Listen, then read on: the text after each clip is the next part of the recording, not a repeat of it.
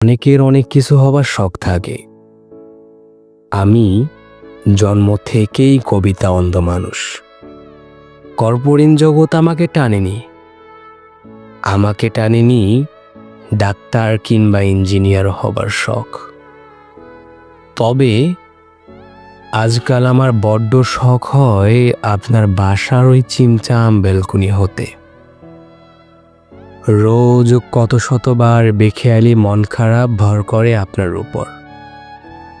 হেমন্ত পেরিয়ে মন আকাশে আসার দেখা দিলেই আপনাকে বেলকনি ছুতে পারে তবে ঝুলে থাকা নীল অপরাজিতারা।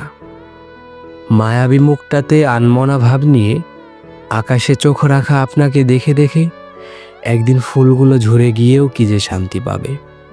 ভাবতেই আমার এক্ষুনি মানুষ জন্ম পাল্টে ফুল হয়ে যেতে ইচ্ছে করছে আপনার বাসার ওই ড্রেসিং টেবিলের আয়না হয়ে যাই, যার সামনে দাঁড়িয়ে নির্বিঘ্নে সারিয়ে তোলার আপ্রাণ চেষ্টা করেন। শ্রীহীন দেখানো যাবতীয় খুঁত সবাই আপনার ছোঁয়া পায়, দেখতে পায় আয়নার মতো প্রাণ ভরে। কেবল মানুষ হওয়ার কারণে মানুষকে এখানে অত সহজে ছোঁয়া যায় না। মানুষের ছোঁয়াছুঁইতে নাকি পাপ থাকে দৃষ্টি এবং অদৃশ্য কল্পনায় আপনাকে ভাবাতে।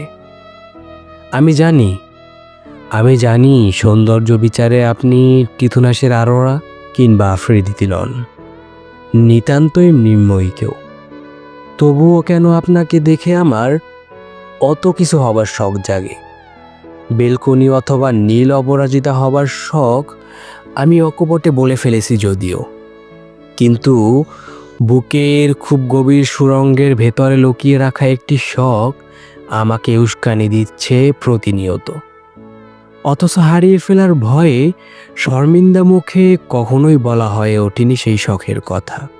বারবার আমি বেলকনি কিংবা নীল অপরাজিতা হবার কথাই বলতে পেরেছি আপনার স্পর্শ পাওয়া আরও অনেক কিছুর কথা।